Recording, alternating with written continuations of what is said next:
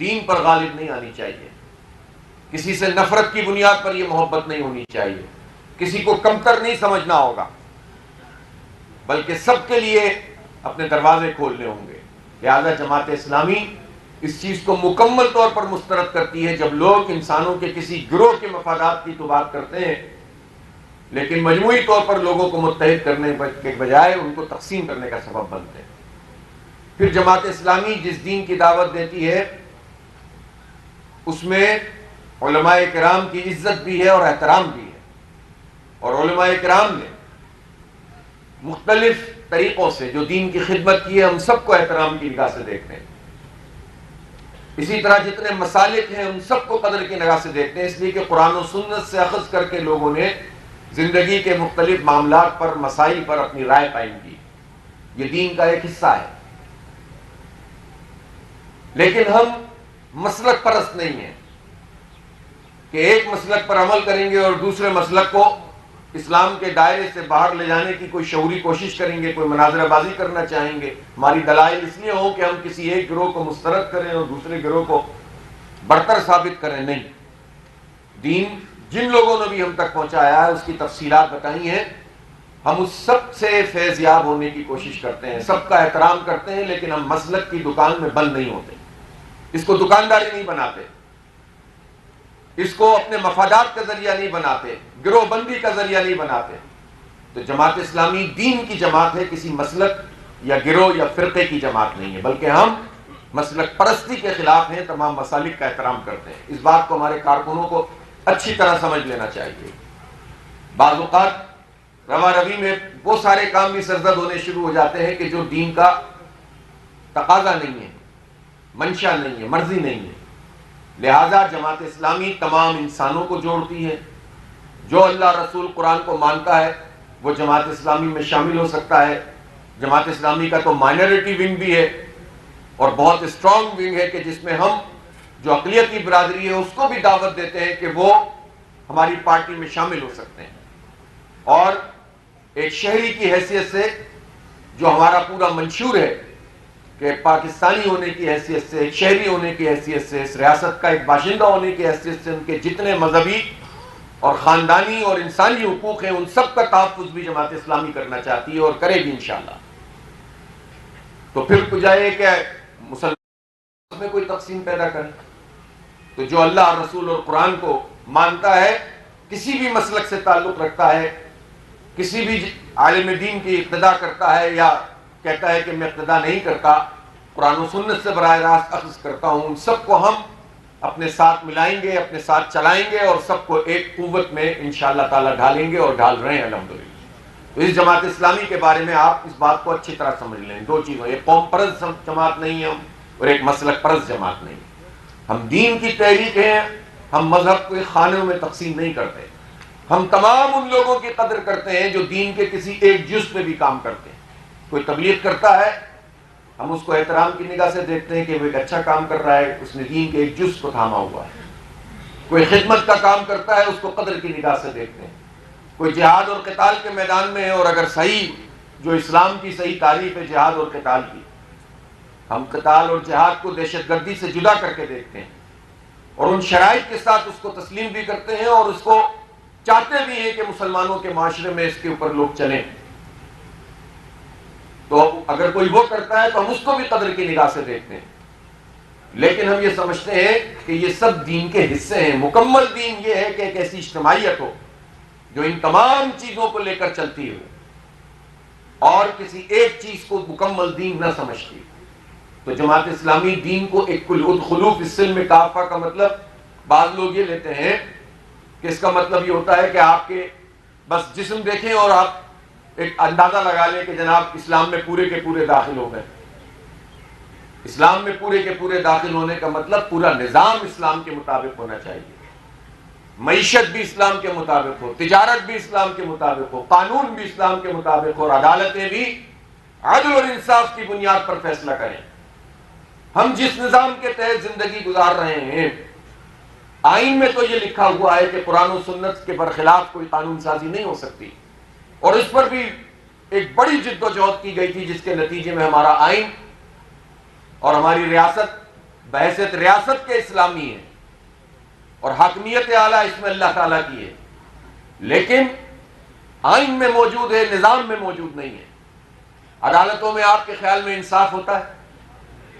کیا کسی غریب کو انصاف ملتا ہے پاکستان کی عدالتوں میں؟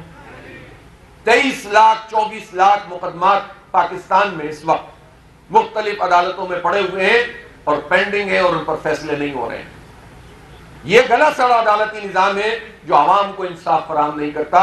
یہ طاقتوروں اور دولت مندوں کا نظام ہے جس میں وکلا کی بولی بھی لگتی ہے اور ججوں کی بولی بھی لگتی ہے۔ اور یہ بات ہم نہیں کہہ رہے ہیں، اب تو خود ہمارے عدالت کے ججز بھی یہ بات کہہ رہے ہوتے ہیں کہ اس سے ہم انصاف فراہم نہیں کر پا رہے۔ تو یہ گلا سڑا عدالتی نظام تبدیل کرنا ہوگا، اس کے بغیر نظام کی اصلاح نہیں ہو سکتی اور انصاف لوگوں کو نہیں مل سکتا۔ اور جس معاشرے میں عام آدمی کو انصاف نہیں مل سکتا وہ معاشرہ کبھی آگے نہیں بڑھ سکتا، کبھی ترقی نہیں کر سکتا۔ اس لیے ہم اس نظام کو تبدیل کریں گے انشاءاللہ، اور سستا اور فوری انصاف، اور سستا کیا، انصاف تو مکمل فری ہونا چاہیے، اس میں تو دولت اور سرمایہ کا کوئی حصہ ہی نہیں ہونا چاہیے۔ لیکن یہاں آپ بتائیں کسی کے گھر پہ آپ قبضہ کر لیں، اگر اس کے پاس کوئی سفارش نہیں ہے اور وہ دولت نہیں ہے تو وہ کہاں مقدمہ لڑ سکتا ہے؟ لوگ اپنی پوری جمع پونجی چھوٹے چھوٹے مقدموں میں ہار دیتے ہیں۔ تو یہ گلا سڑا نظام پاکستان کے عوام کو انصاف فراہم نہیں کر رہا۔ یہ ہماری ذمہ داری ہے کہ ہم وہ نظام لے کر آئیں جس کے نتیجے میں پاکستان کے 25 کروڑ لوگوں کو انصاف مہیا کرنے کا ایک راستہ موجود ہے۔ یہ جو بیوروکریسی کا سسٹم ہے، اس بیوروکریسی کے سسٹم میں یہ کون سا سسٹم ہے؟ یہ انگریزوں نے بنایا تھا۔ ہم نے آزادی حاصل کی لیکن اب 79 سال ہونے کو آئے، 79 ایئرس، اور ان 79 سال میں سسٹم وہی چل رہا ہے، وہی دماغ ہے ان کا، وہی ٹریننگ ہے ان کی کہ عوام خادم ہے، تم حاکم ہو۔ اور ایک چھوٹے سے گریڈ کا آدمی اپنے آپ کو پتہ نہیں کیا سمجھتا ہے، خدا سمجھتا ہے، کسی کا گھر گرا دے گا، کسی کی دکان بند کر دے گا۔ او بھائی کوئی ضابطے کی پابندی کرو۔ اور یہ کہنا خود 4800 سی سی کی گاڑی اور 3400 سی سی کی گاڑی میں بیٹھ کر آئے گا اور فری پیٹرول استعمال کر رہا ہوگا، مراحت اس کو پوری مل رہی ہوں گی، اور ٹھیلے والے سے آ کر پوچھے گا کہ تمہارے سیب کا ریٹ کیا ہے اور تمہارے جو ہے وہ کیلے کا ریٹ کیا ہے۔ تو اپنا ریٹ تو بتا تیرا ریٹ کتنا لگا ہوا ہے، تو کتنے پیسے دے کر یہاں پر اپوائنٹ ہوا ہے۔ ایک بڑی تعداد بیوروکریسی کی اسی طرح اپوائنٹ ہوتی ہے، اور اس سسٹم کو انہوں نے قبول کیا ہوا ہے۔ اچھے برے تو ہر جگہ ہوتے ہیں، ہر محکمے میں ہوتے ہیں، لیکن نظام وہ ہے جس میں اچھا آدمی بھی اچھائی پہ عمل نہیں کر پاتا۔ اور اس سسٹم میں اگر کوئی بہتر آدمی بیوروکریسی میں آ بھی جائے تو کبھی ادھر ٹرانسفر کرتے ہیں، کبھی ادھر ٹرانسفر کرتے ہیں، کبھی ادھر ٹرانسفر کرتے ہیں، اور بالآخر اس کی مدت پوری ہو جاتی ہے اور کوئی کام نہیں کر سکتا، اس لیے کہ کرپٹ پورا کا پورا سسٹم موجود ہے۔ اس میں پارٹیوں کے آنے جانے سے کچھ نہیں ہوتا۔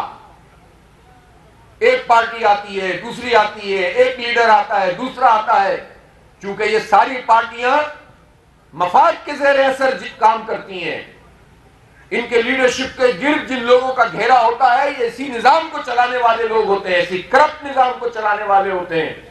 بڑے بڑے دعوے کر کے لوگ آتے ہیں اور اے ٹی ایم مشینوں کو اپنے ساتھ رکھتے ہیں، اور اے ٹی ایم مشینوں کے نتیجے میں عوام کے اوپر رول کرتے ہیں اور چلے جاتے ہیں۔ اسی لیے عوام کے حالات نہیں بدلتے، نعرے بدلتے رہتے ہیں، چہرے بدلتے رہتے ہیں، پارٹیوں کو نام بدلتے رہتے ہیں، لیکن نظام نہیں بدلتا۔ آپ کی ذمہ داری یہ ہے کہ آپ وہ تحریک ہے جسے نظام بدلنا ہے، اس کے لیے کوشش کرنی ہے، اور یہ نظام بدلنے کی جو تحریک ہے یہ رائے عامہ کو ہموار کر کے کرنی ہے، یہ خود سے نہیں ہو جائے گا۔ یہ بات سمجھ لیجئے کہ پاکستان میں جتنی جماعتیں اس وقت حکومت میں ہیں یا اپوزیشن، سب اسٹیبلشمنٹ کی چھتری تلے پروان چڑھی ہیں اور اسٹیبلشمنٹ کے ذریعے ہی اقتدار میں آئی ہیں۔ جزوی اختلاف ہوتا ہے ان کا، وقتی اختلاف ہوتا ہے تو ایک بندہ جیل چلا جاتا ہے، پھر سیٹنگ ہو جاتی ہے تو باہر آ جاتا ہے۔ آپ دیکھ لیں سب کا حال یہی ہے، اور پھر یہ لوگ تازہ دم ہو کر جو ہے وہ لوگوں کو لوٹ مار کا ایک نیا سلسلہ شروع کرتے ہیں۔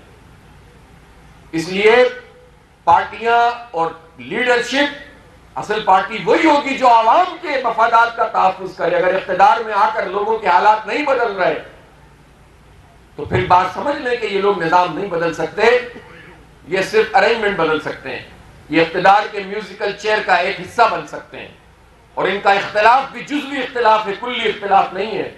یہی وجہ ہوتی ہے کہ بڑے بڑے مقاصد میں یہ سب اکٹھے ہو کر کھڑے ہو جاتے ہیں، جو ان کے اپنے مقاصد ہوتے ہیں، قوم کا مقصد نہیں ہوتا وہ۔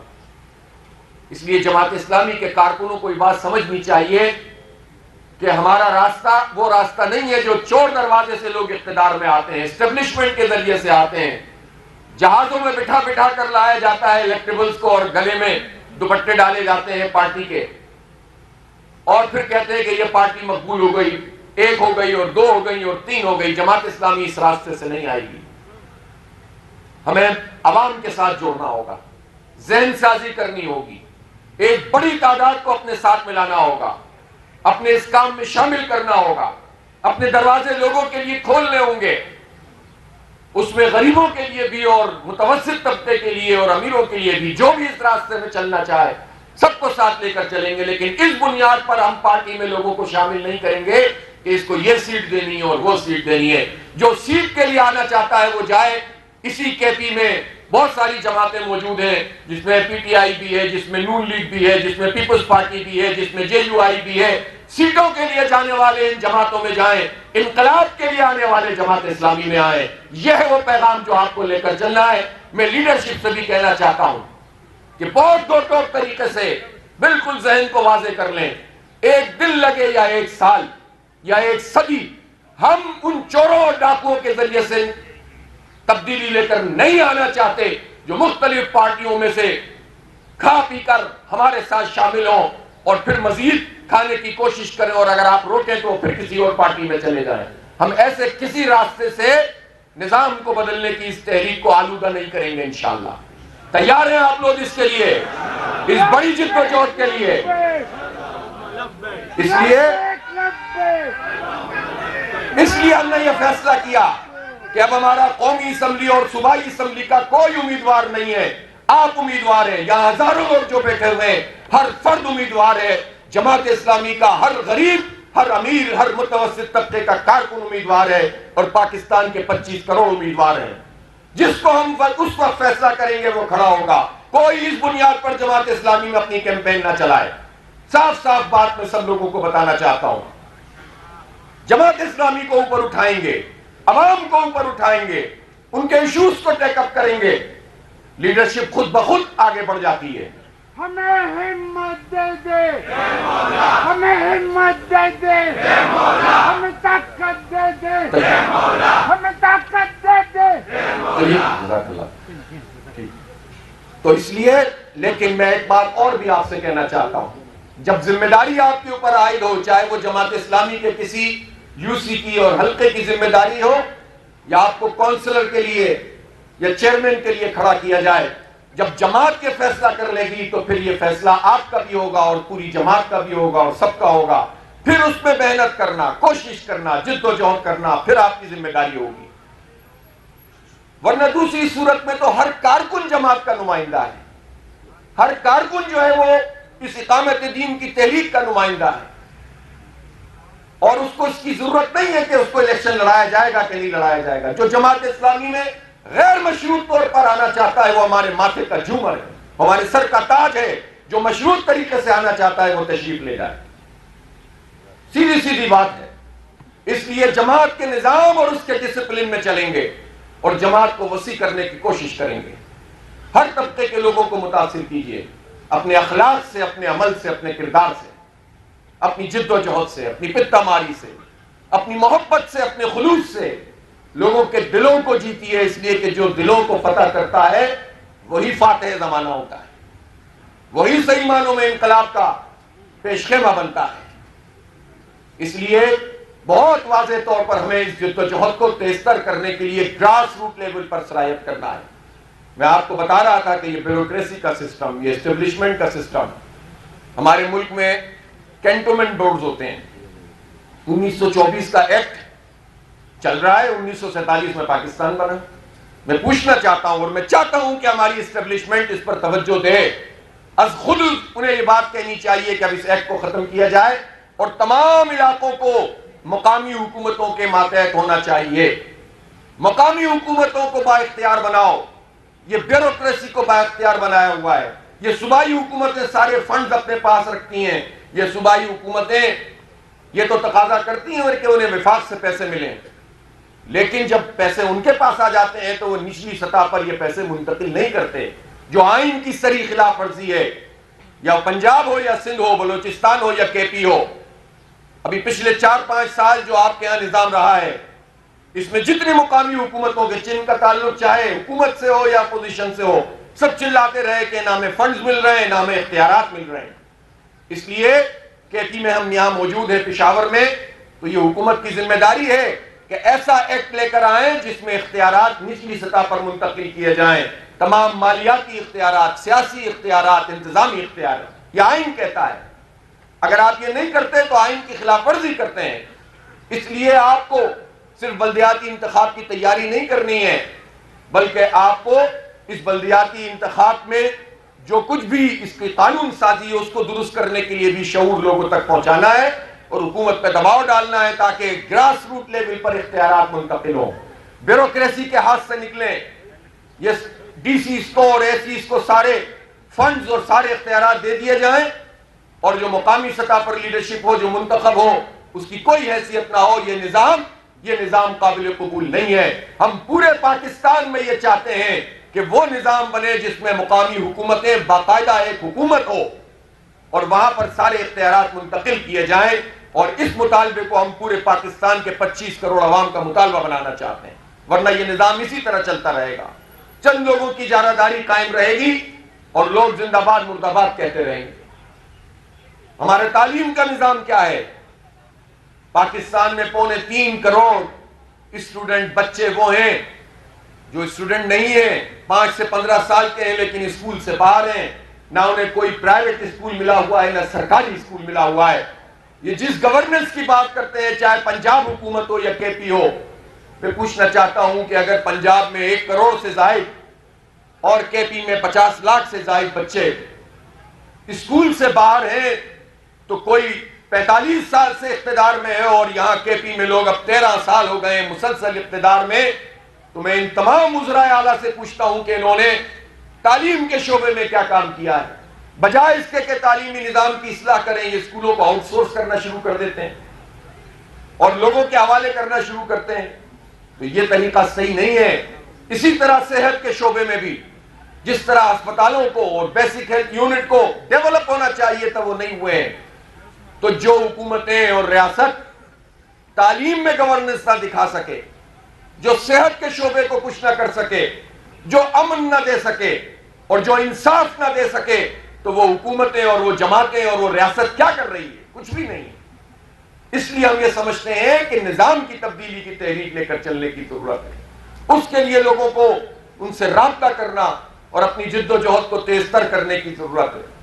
ثالثی ضرور ہونی چاہیے، مصالحت ضرور کروانی چاہیے، لیکن یہ بات سمجھ لینی چاہیے کہ امریکہ کبھی مسلمانوں کا دوست نہیں ہو سکتا. ہم نے تو جب امریکہ کے لیے کام کیا تب امریکہ نے ہماری پیٹھ میں چھرا گھونپا ہے. سن 71 میں ہم نے چائنا سے امریکہ کے مذاکرات کروائے اور اس کے بعد امریکہ نے یہ کیا کہ جب انڈیا سے ہماری جنگ ہو رہی تھی تو وہ 8واں بیڑا آج تک بھی یہاں نہیں پہنچ سکا جو چل پڑا تھا. پھر اس کے بعد اس ریجن میں جو کچھ بھی ہوا، اس کے بعد امریکہ نے پاکستان کے ساتھ کیا کیا. پھر اسی طرح سے آپ یہ دیکھیں کہ یہ جو 2001 میں پاکستان کے حکمرانوں نے امریکہ کا ساتھ دیا تو سوائے دہشت گردی کے ہمیں کچھ نہیں ملا.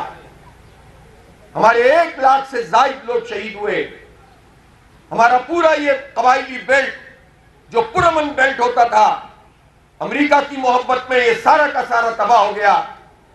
افغانستان کے عوام سے ہماری دوریاں پیدا ہو گئیں اور اس کے نتیجے میں ہمیں کچھ بھی حاصل نہیں ہوا. لہذا یہ درست ہے اور ہم اس کو سپورٹ کرتے ہیں کہ امن قائم کرنے کے لیے پاکستان جو رول ادا کر رہا ہے وہ درست ہے، اس کو اپریشیٹ بھی کرتے ہیں. لیکن یہ سمجھنا کہ اس کے نتیجے میں ٹرمپ سے قربت ہمیں کچھ دے دے گی تو وہ کچھ بھی نہیں دے سکے گی. یہ قربت کبھی بھی ہمیں فیض نہیں پہنچا سکتی، اس لیے کہ بنیادی طور پر اس وقت جنگ بندی ٹرمپ کی بھی ضرورت ہے. اس لیے کہ وہ ذلیل ہو گیا ہے، وہ خوار ہو گیا ہے، وہ اپنی عوام کی نظروں میں گر گیا ہے. اس کا جو مڈ ٹرم الیکشن ہے وہ خطرے میں پڑ گیا ہے، لیکن اس کے باوجود باز نہیں آ رہا ہے۔ آبنائے ہرمز ایران نے کھول دی، لیکن امریکہ نے وعدہ خلافی کرتے ہوئے ناکہ بندی ختم نہیں کی۔ وہ امن کو تباہ کر رہا ہے، وہ مصالحت کی کوششوں کو روند رہا ہے۔ لہذا ہم دیکھتے ہیں کہ پورا یورپ بھی اب اس کے خلاف اٹھنا شروع ہو گیا ہے، مختلف ممالک نے اس کے خلاف محاذ بنانے شروع کر دیے ہیں۔ لہذا پاکستان کو کسی ایسے بلاک کا پارٹ نہیں بننا چاہیے جس میں امریکہ کی بالادستی ہو۔ مصالحت کی بات درست ہے اور جنگ بندی کی کوششیں درست ہیں، لیکن ان کوششوں کو امن اور جنگ بندی اور تعمیر اور ترقی اور خطے کی خوشحالی تک رہنا چاہیے۔ امریکہ کی غلامی ہمیں کبھی بھی کچھ نہیں دے سکتی، اس لیے باوقار طریقے سے قوم کی نمائندگی کی ضرورت ہے۔ لیکن ان حالات میں اپرچونٹیز بھی پیدا ہوئی ہیں، امکانات بھی پیدا ہوئے ہیں۔ پاکستان اگر منظرنامے میں آیا ہے تو اس کے امکانات ہیں، لیکن ان امکانات سے فائدہ کون اٹھائے گا؟ اگر لوگوں کو تعلیم نہیں دیں گے، صحت کی سہولت نہیں دیں گے، امن نہیں دیں گے، انصاف نہیں دیں گے، کرپشن کا خاتمہ نہیں کریں گے، مشکل پیش آئے تو اس میں سارا بوجھ عوام پہ ڈال دیں گے۔ دیکھیں اس وقت جو پیٹرول کی صورتحال ہے وہ یہ ہے کہ ہر لیٹر پر آپ سے لیوی وصول کی جاتی ہے۔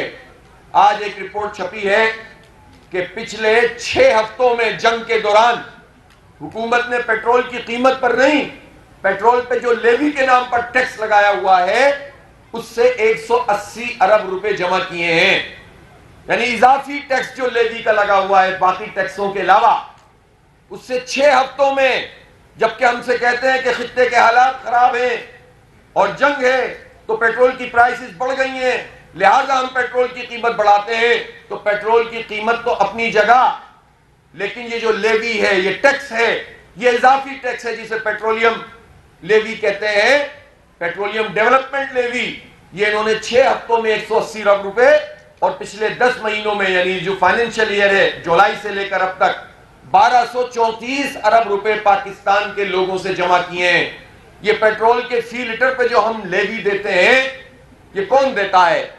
وہ طالب علم دیتا ہے جو کماتا نہیں ہے، وہ بائکیا چلانے والا دیتا ہے جو بڑی مشکل سے اپنا گزارا کرتا ہے، مزدور دیتا ہے، کسان دیتا ہے، متوسط طبقے کے لوگ بائک چلاتے ہیں، نوجوان بائک چلاتے ہیں۔ یہ نوجوان تو سینکڑوں ارب روپے صرف اس لیوی کی مد میں دے رہے ہیں اور بڑے بڑے لوگ اپنے قرضے معاف کراتے ہیں۔ جب نظام میں چند لوگوں کی اجارہ داری ہوگی اور سارا بوجھ غریبوں پہ ڈالا جائے گا تو کتنے بھی امکانات پیدا ہو جائیں پاکستان آگے نہیں بڑھ سکتا۔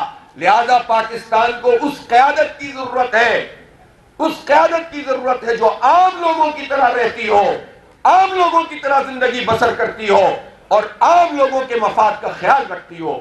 اس قیادت کی ضرورت ہے جو خدمت کرتی ہو، جو زلزلہ آئے تو ساتھ کھڑے ہوں، سیلاب آئے تو عوام کے ساتھ کھڑے ہوں، لوٹ مار نہ کر رہے ہوں، زلزلے میں کمبل بیچ کے نہ کھا رہے ہوں عوام کے اور امداد کے، اور ہر مشکل میں کرپشن نہ کر رہے ہوں بلکہ لوگوں کی خدمت کر رہے ہوں۔ اور الحمدللہ پاکستان میں جماعت اسلامی ہی وہ قوت ہے، وہ قیادت ہے جو پاکستان کے عوام کے ساتھ ہر مشکل میں کھڑی ہوتی ہے۔ اس لیے پریشان نہ ہو، ڈٹ کر بات کریں، حوصلے سے لوگوں کے پاس پہنچیں، لوگوں کی ذہن سازی کریں، کسی سے مرعوب ہونے کی ضرورت نہیں ہے۔ اللہ تعالیٰ نے آپ کو حق کا پیغام دیا ہے، آپ دین کے علمبردار ہیں، آپ خدمت کرنے والے ہیں۔ آپ کی جماعت الحمدللہ وہ جماعت ہے جس کی لیڈرشپ اور کارکن دیانت اور امانت کے ساتھ کام کرتے ہیں۔ ہم مانتے ہیں ہم فرشتے نہیں ہیں، غلطیاں بھی کر سکتے ہیں، کوتاہیاں بھی کر سکتے ہیں، لیکن ہماری جماعت میں ایک سسٹم موجود ہے جس میں لوگوں کو پرکھا جاتا ہے۔ کسی پارٹی میں یہ اکاؤنٹیبلٹی موجود نہیں ہے، کسی جماعت میں آپ شکایت نہیں کر سکتے کہ فلاں آدمی نے کرپشن کی ہے اور فلاں آدمی نے کسی کا حق مارا ہے۔ ہماری جماعت میں تو اگر کوئی زیادتی کرتا بھی ہے تو امیر جماعت تک اس کا مقدمہ پہنچتا ہے اور اس کو ہم حل کرنے کی کوشش کرتے ہیں۔ پاکستان کو اس قیادت کی ضرورت ہے۔ ان امکانات میں اگر لیڈرشپ انہی لوگوں کے ہاتھ میں رہی تو پاکستان آگے نہیں بڑھ سکتا۔ اس لیے پہلے بھی بہت ضرورت تھی، لیکن اب تو سب سے زیادہ ضرورت ہے کہ ہم عوام کو اپنے ساتھ جوڑیں۔ اور میں آپ سے ضرور کہنا چاہتا ہوں کہ نوجوانوں کو نظر انداز نہ کریں، نوجوانوں کو اپنے ساتھ شامل کریں، انہیں مختلف ذمہ داریوں پر تفویض ان کو کیا جائے، ان کو گلی محلے کی لیڈرشپ فراہم کی جائے، انہیں آگے بڑھایا جائے، ان کو مختلف کاموں میں شامل کیا جائے، اور ہماری جماعت ایک ابھرتی ہوئی جماعت، ایک طاقتور جماعت کے طور پر سامنے آئے۔ انشاءاللہ یہ جو بلدیاتی انتخاب ہیں، اس بلدیاتی انتخاب کے بل میں جو ابھی پیش کیا گیا ہے، اس پہ جتنی بھی خرابیاں ہیں اس کو دور کرنے کی کوشش کریں، لیکن بلدیاتی انتخاب میں جماعت اسلامی بھرپور طریقے سے حصہ لے گی انشاءاللہ۔ آپ جلد جو ہے وہ اپنے تمام جو جتنی بھی آپ کی ضروریات ہیں اس کو پورا کریں، جو اگر حلقہ بندیاں ہو جائیں تو فوراً نومینیشنز بھی کریں، اور پھر پوری طاقت کے ساتھ عوام کے سامنے جائیں۔ انشاءاللہ اس صوبے میں تو میں کہہ سکتا ہوں کہ جماعت اسلامی سب سے بڑی جماعت کے طور پر بلدیاتی انتخاب میں ابھرے گی انشاءاللہ تعالی۔ اس کے لیے آپ آغاز کریں اس سے جو 25 اپریل سے آپ کی مہم شروع ہو رہی ہے، اور یہ 25 اپریل سے یہ ممبرشپ مہم ہے۔ اس ممبرشپ میں آپ کو اپنے سارے ریکارڈ توڑنے ہوں گے۔ پچھلے سال بھی الحمدللہ پورے پاکستان میں بہتر طریقے سے لوگوں نے یہ ممبرشپ چلائی تھی، لیکن اب ہمیں بہت تیز رفتاری سے کام کرنے کی ضرورت ہے۔ آپ جتنے کارکن یہاں موجود ہیں اس بات کا فیصلہ کریں کہ اگر وہ اپنے دفتروں سے چھٹی لے سکتے ہیں، اپنے کام کاج سے چھٹی لے کر وقت نکال سکتے ہیں، تو کم از کم 10 دن وہ چھٹی کرنے کے لیے تیار ہوں، اور صبح سے لے کر شام تک اپنی بستیوں میں جائیں، اپنے گاؤں میں جائیں، اپنے دیہات میں جائیں، اپنے محلوں میں جائیں، دیوانہ وار پہنچیں، ممبرشپ کریں لوگوں سے، اور پھر اس کے بعد لوگوں کو جمع کریں اور ایک قوت میں ڈھلتے چلے جائیں۔ آپ اپنے اہداف کو طے کریں اور ذاتی طور پر بھی اپنے لیے ایک ہدف طے کریں۔ آپ کے خاندان میں، آپ کے پڑوس میں، آپ کے دفتر میں، آپ کی زمین کے ارد گرد رہنے والے لوگ، وہ سارے جماعت اسلامی کے ساتھ چل سکتے ہیں۔ ہم ان تک اگر پیغام نہیں پہنچائیں گے تو وہ کیسے چلیں گے؟ ہم ان تک بات نہیں پہنچائیں گے تو وہ کیسے ہمارے ساتھ آئیں گے؟ اس لیے پورے اعتماد سے لوگوں کے پاس پہنچ کر آپ کو یہ ممبرشپ کرنی ہے اور اپنے سارے اہداف کو پورا کرنا ہے۔ 25 تاریخ سے 15 مئی تک یہ کیمپین ہم ممبرشپ کی چلائیں گے، اور اس کے بعد عید کے بعد آپ کو انشاءاللہ ایک بڑی کال دیں گے۔ آپ اس کے لیے تیار ہیں کہ نہیں تیار ہیں؟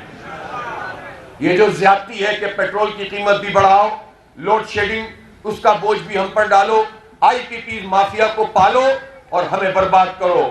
اس وقت گندم کی کٹائی کا عمل پورے ملک میں شروع ہو چکا ہے، لیکن اس وقت بھی صورتحال یہ ہے کہ کسانوں کے ساتھ زیادتی ہو رہی ہے۔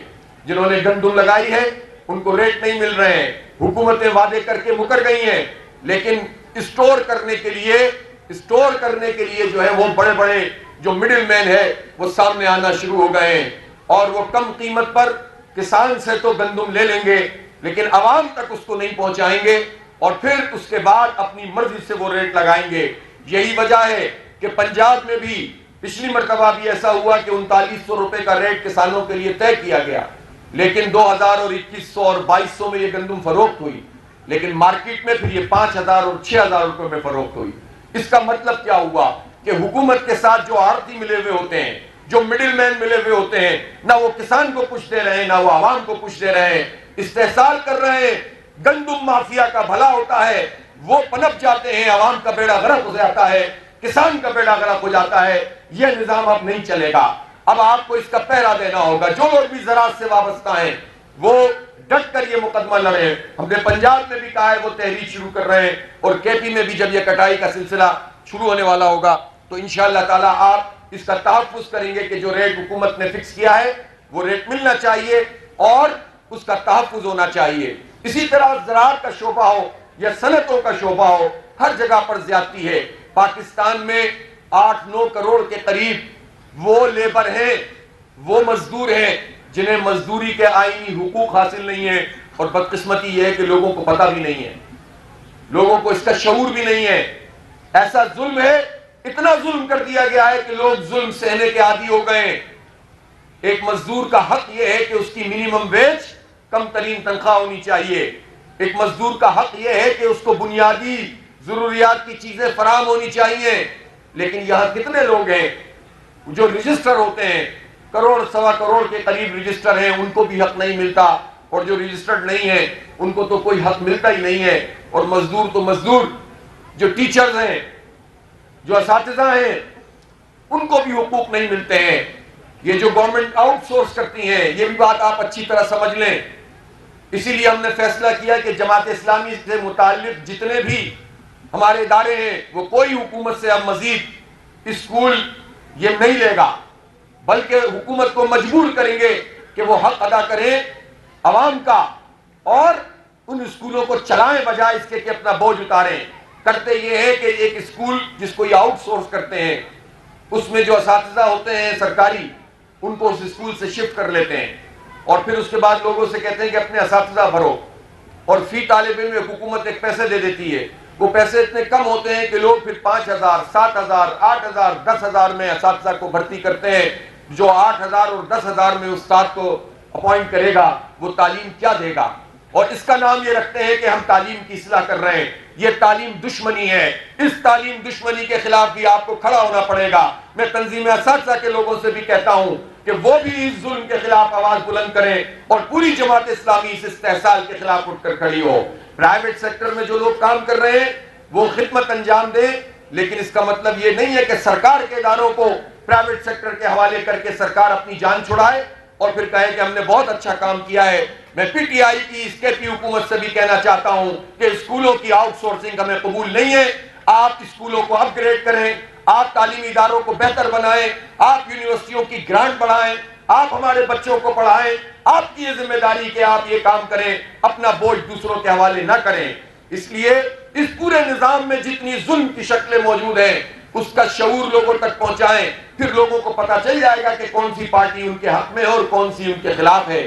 جب آپ شعور نہیں پہنچاتے، جب آپ اس ظلم کی تفصیلات نہیں بتاتے تو پھر لوگ شخصیات کے پیچھے چلتے ہیں، نعروں کے پیچھے چلتے ہیں، کلٹ کے پیچھے چلتے ہیں اور وہ اپنے حق کو نہیں دیکھتے بلکہ وہ نعروں کو دیکھتے ہیں اور بے وقوف بنتے رہتے ہیں. بے وقوف بننے کا یہ عمل ہماری سوسائٹی سے اس وقت ختم ہوگا جب آپ شعور کو پروان چڑھائیں گے. اس کے لیے آپ کو عوام تک پہنچنا ہوگا، اس کے لیے محنت کرنی ہوگی، اس کے لیے آپ کو اپنی اس مہم کو تیز کرنا ہوگا اور آپ اس کی تیاری کریں کہ ہم یہ جو نئی قیادت اور نیا نظام کے عنوان سے انشاءاللہ اس پورے نظام کو بدلنے کی تحریک اثر نو منظم کر رہے ہیں. اس میں ہم آپ کو بڑی کال دیں گے.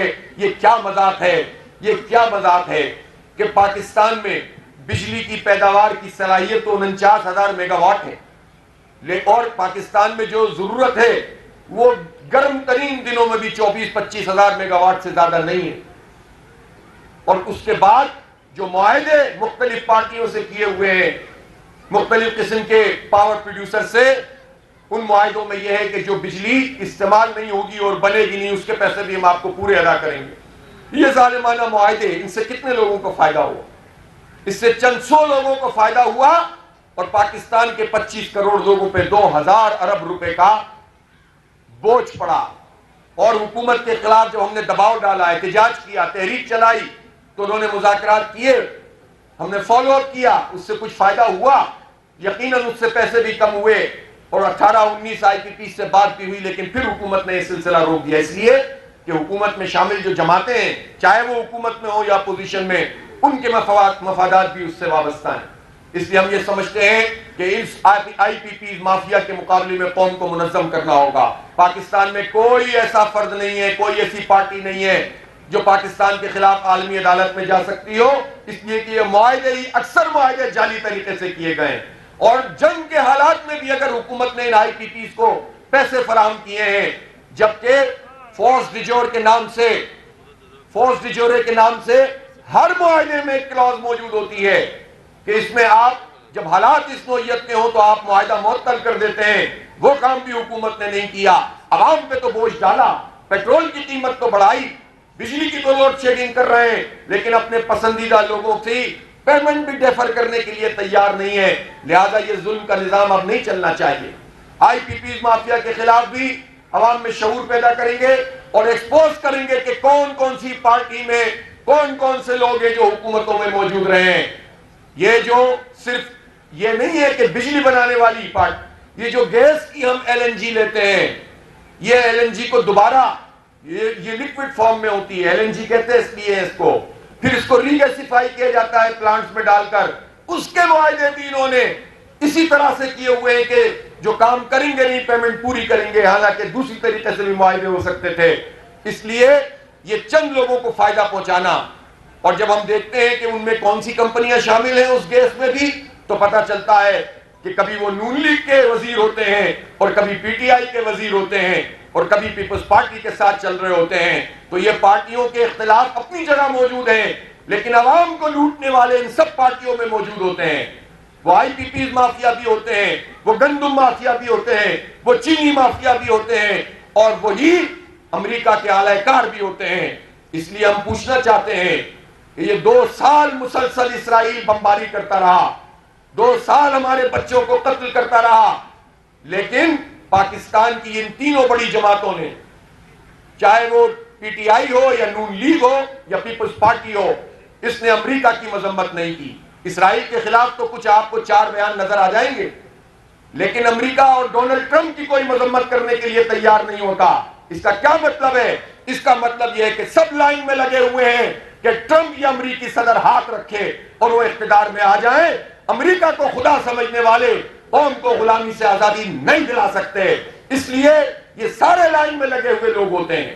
اسی طرح سے ایران پر جب حملہ کیا گیا تو ٹھیک ہے کہ ہم نے ایران کی حمایت کی ہے، لیکن مجھے ان 3 بڑی جماعتوں کی طرف سے امریکہ کی مذمت نظر نہیں آئی ہے۔ واضح طور پر امریکہ کی مذمت بحیثیت پارٹی کے یہ لوگ نہیں کرتے۔ کوئی ایک مظاہرہ فلسطینیوں کے حق میں ان لوگوں نے اس 2 سال میں نہیں کیا۔ لہذا یہ بات قوم کو سمجھنی چاہیے کہ اپنے مفادات کے لیے یہ عالمی طاغوت کے ساتھ کھڑے ہونے والے کبھی ہمیں غلامی سے آزادی نہیں دلوا سکتے۔ یہ جماعت اسلامی ہے جو حوصلے کے ساتھ کھڑی ہوتی ہے۔ ہم تمام فرقہ بازیوں سے پاک ہو کر امت کے لیے اور ملت کے لیے کھڑے ہوتے ہیں، اسی لیے ہم فلسطین کی بھی حمایت کرتے ہیں اور ایران کی بھی حمایت کرتے ہیں اور امریکہ اور اسرائیل کی مذمت کرتے ہیں۔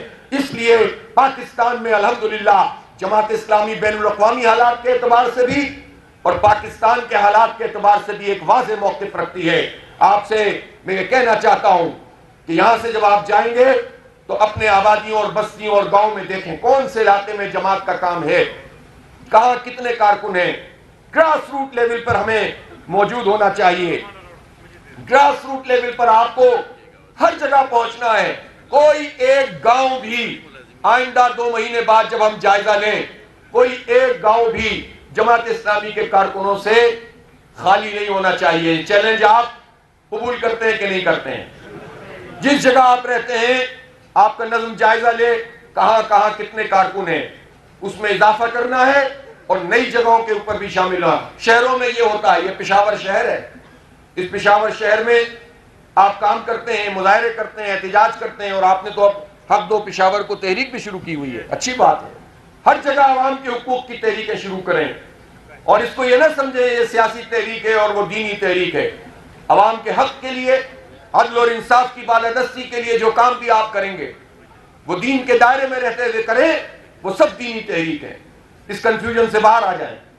تو آپ نے یہ تو ٹھیک ہے تحریک شروع کی ہے اور آپ مظاہرے بھی کر لیں گے، پروگرام بھی کر لیں گے، لیکن آپ مجھے بتائیں کہ جتنی یو سیز یا این سیز آپ کے ہاں یہاں موجود ہیں، ان سب جگہوں پر کیا جماعت اسلامی کا فعال اور منظم نظم موجود ہے؟